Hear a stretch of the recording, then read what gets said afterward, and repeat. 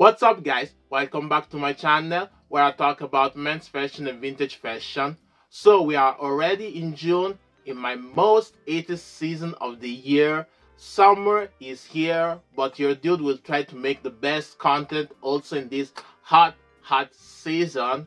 And well, anywho, today we're going to continue with another episode of recreating outfits from old movie stars. And after the rebel star that was James Dean, today we're going to talk about an actor and also a racing driver and a car enthusiast that was the coolest star on earth. And today we're going to talk about Steve McQueen.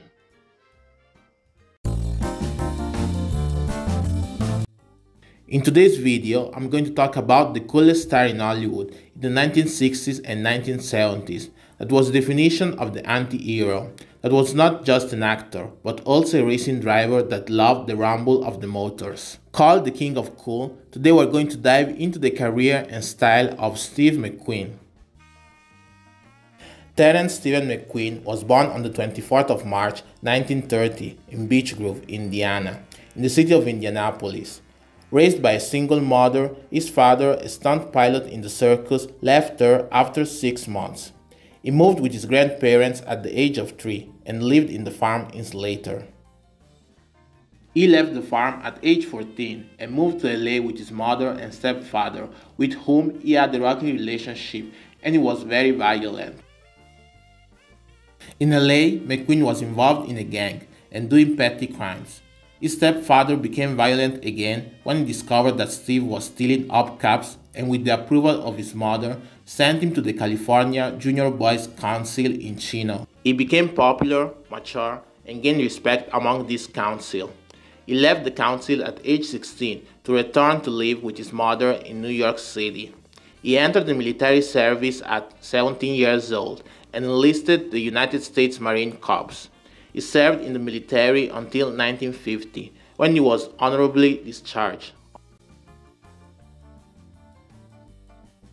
Thanks to the GI Bill that was for the World War II veterans to give them some benefits, he started to study acting at Sanford Meisner Neighborhood Playhouse in New York City in 1952. He also began to compete in motorcycle races during the weekends to earn some money. He had some minor roles in Broadway before moving to LA in 1955 and started to search for acting jobs. He acted in some B movies thanks to an Hollywood manager that noticed him called Illy Elkins. During the late 50s, he had parts in movies like Somebody Up There Likes Me from 1956, The Blob, and The Great St. Louis Bank Robbery. His breakout role in the TV series was for The Tales of Wells Fargo as Bill Longley, and appeared also in another Western TV series called Track Down. McQueen filmed the pilot for Wanted Dead or Alive, which became a hit.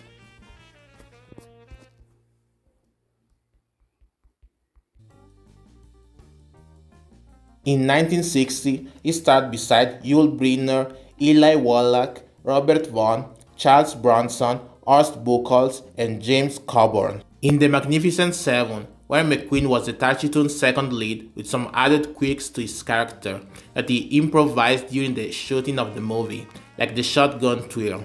Brynner wasn't amazed from this and didn't want McQueen to steal his shine. His next lead role was in 1963, The Great Escape, that was about the true story of an historic mass escape from a World War II prisoners of war camp.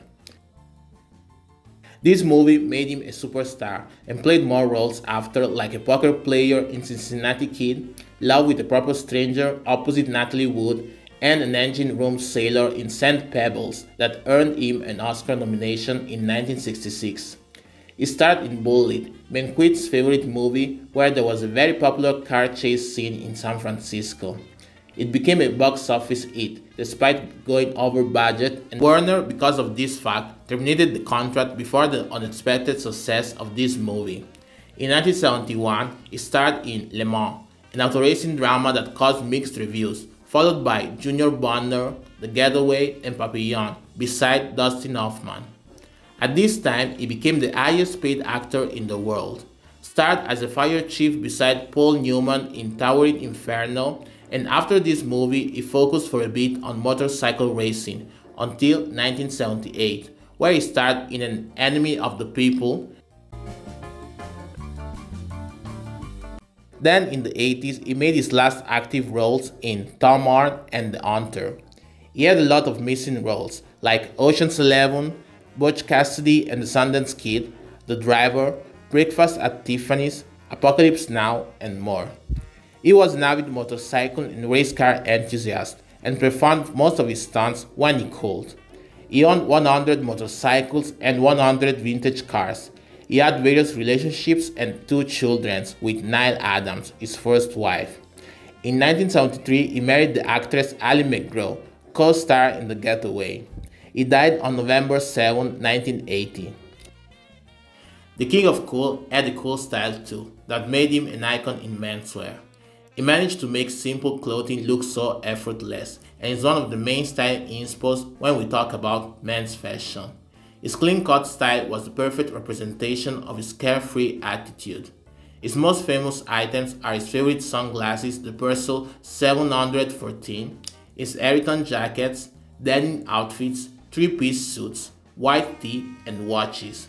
Was seen rarely not wearing a pair of jeans, and he was pretty versatile in his looks, rotating between Americana, Western attire, and tailoring. For footwear, he preferred a pair of simple kicks, leather boots, or suede chukka boots.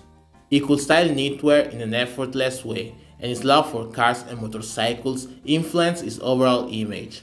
He rarely wore ties unless he was wearing a suit, and khaki pants were very present in most outfits. So after we explored the career and style of Steve McQueen, I'm going to show you my 3 inspired outfits from this cool star. And I saw some similarities with James Dean, because Steve McQueen and James Dean were both cool stars. They both had that carefree and chill attitude. They could make simple clothing look very effortless. They were both from Indiana. That was a fact that shocked me. Like, I think Indiana is full of stars at this point. And I think this was a coincidence that I did James Dean before and Steve McQueen after, because they were both pretty similar. They got their start in a TV series, and then they got their breakout role in a big movie. And lastly, they were both racing and car enthusiasts.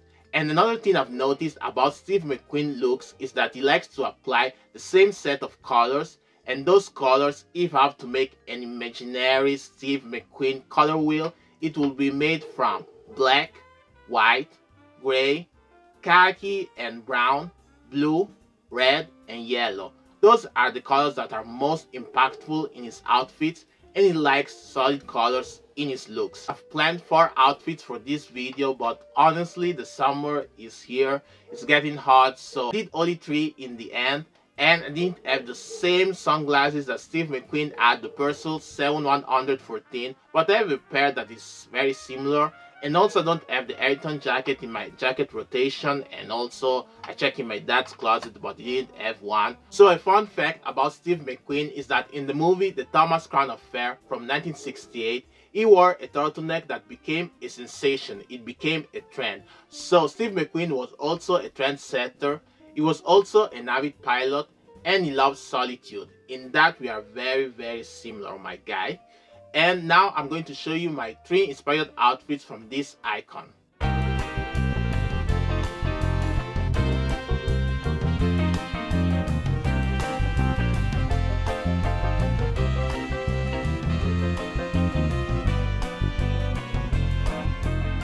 So this first look was inspired from his love for knitwear, because Steve McQueen could style knitwear really well like a king. So I'm wearing this fisherman's sweater that I took from my dad's closet with my Polo Ralph Lauren button-up shirt, and also I'm wearing my aviator sunglasses that are similar to his Purcell 7114, and also I'm wearing some khaki trousers that I never wore before doing this video, that are not that bad, but maybe I should have ironed it before yeah, before doing this video. And then I'm pairing it with my loafers, my Rockport loafers, to finish the look. And this is a simple look that is very effective, especially for your fall winter outfits.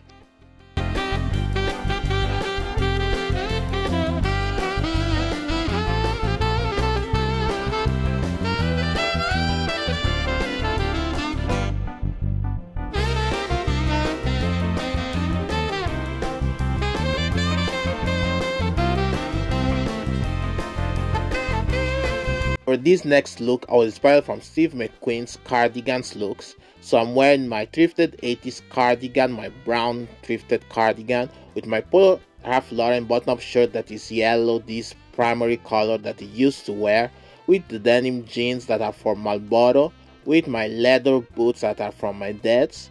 And this outfit is really simple, but I love the cardigan with the polo shirt and the denim overall. Like, the colors complement each other really well. I love the final effect, and the boots give that kick, that motorcycle vibe to the whole outfit that was very akin to the Steve McQueen style.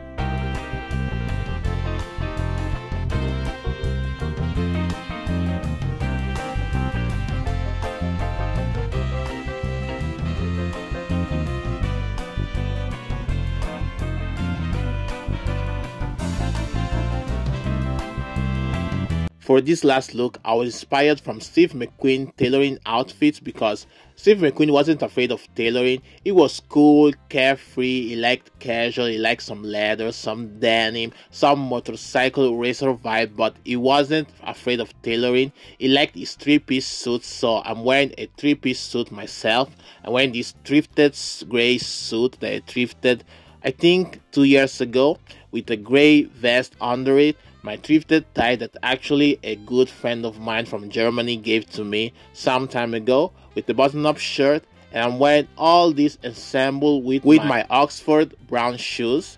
And I think the look really works. It's really clean, it's really crisp.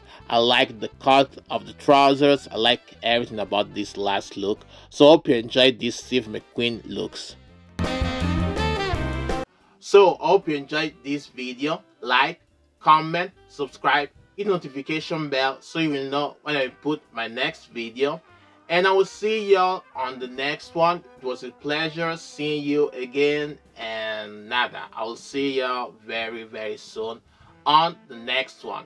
And we're going to dive into summer this time. Like, for real, summer and summer. So, see ya.